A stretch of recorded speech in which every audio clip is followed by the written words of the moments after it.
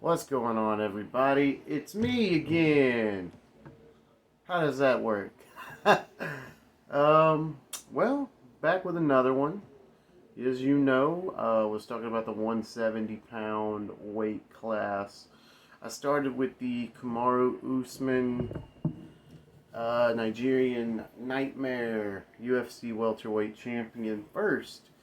So today we're going to be talking about a more complex situation with the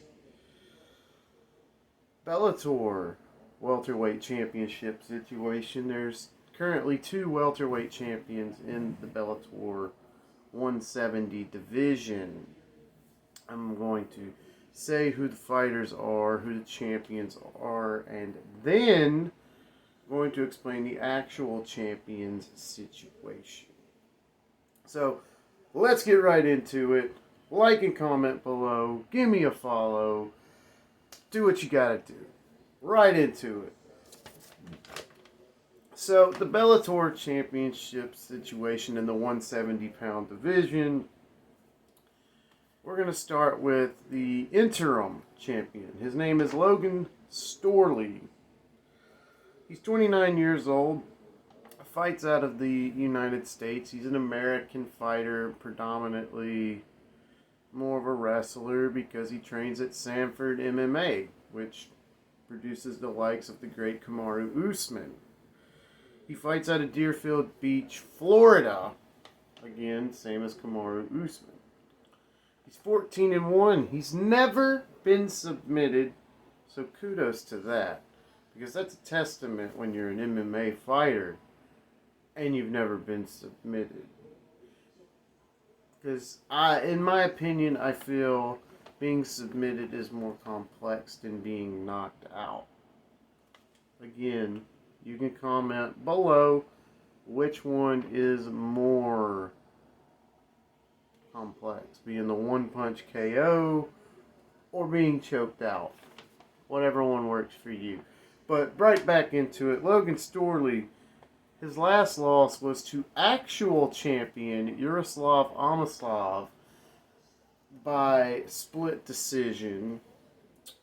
Obviously, you don't want to leave it up to the judges, especially when you feel like you did enough to win the fight. So, his last three wins in Bellator, we'll start with the first and go from there.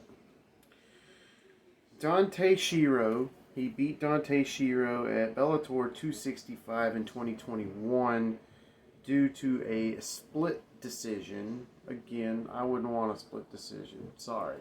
I want a KO or a submission. Give me a good finish, you know what I'm saying?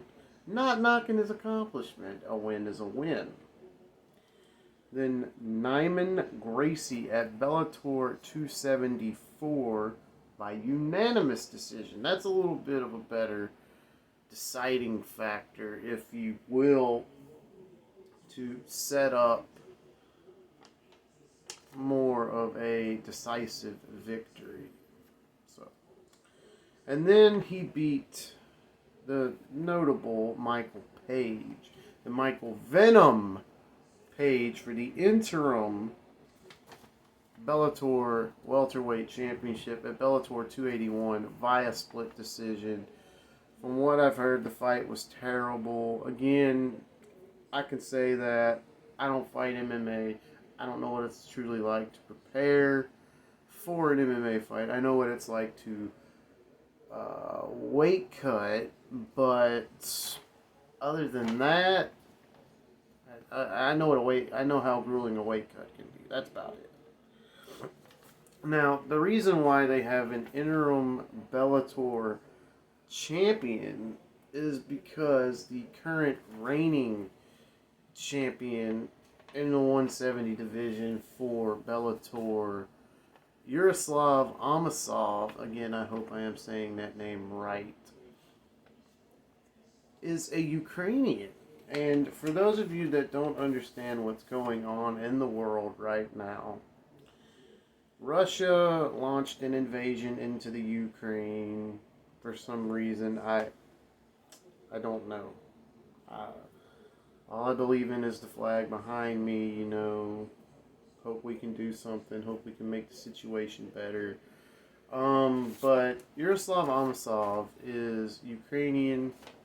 He is 28 years old. He fights out of, and again, please bear with me. I pronounce these names as best I can, how I think they pronounce. Please correct me if you feel free to.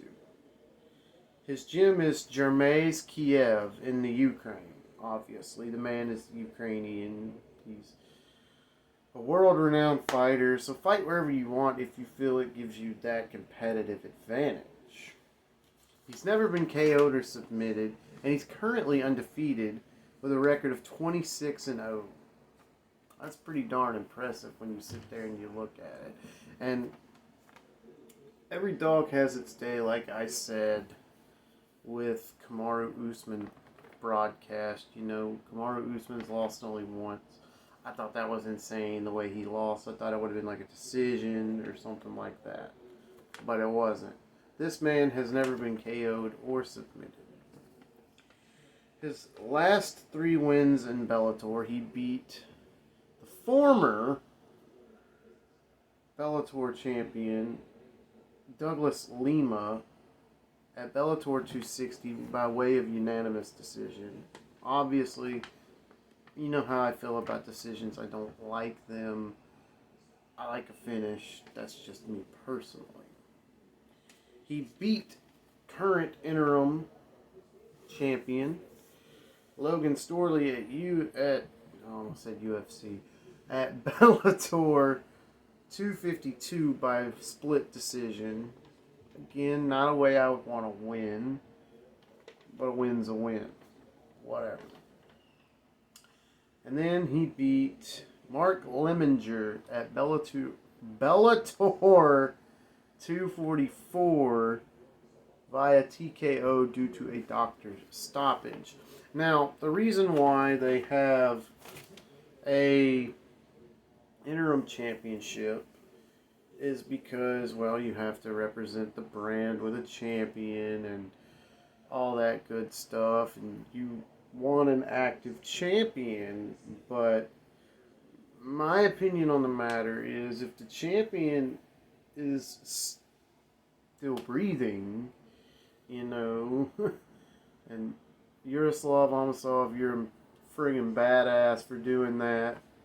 I'm over 18, so you're a badass for doing what you do over there in the Ukraine. Not a lot of American celebrities would do that, if any. Just saying. Not crapping on the flag behind me. It's just American celebrities are a little different from the rest of the world.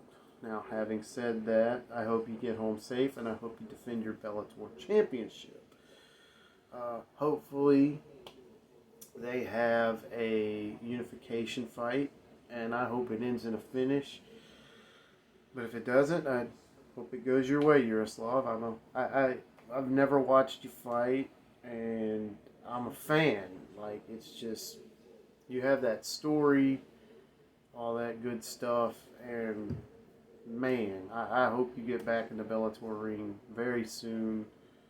So shout out to you for doing what you do. But like I said, I hope they have a unification bout very soon. MVP Michael Venom Page, he'll probably be waiting in the wings of this winter. Maybe Douglas Lima. Who knows? You know, how do you feel that those two champions right there would, considering the fact that one trains with Kamaru Usman, how do you feel they would stand up to Kamaru Usman? Like, comment below. Please give me a follow. And as always, stay classy. Y'all have a good night.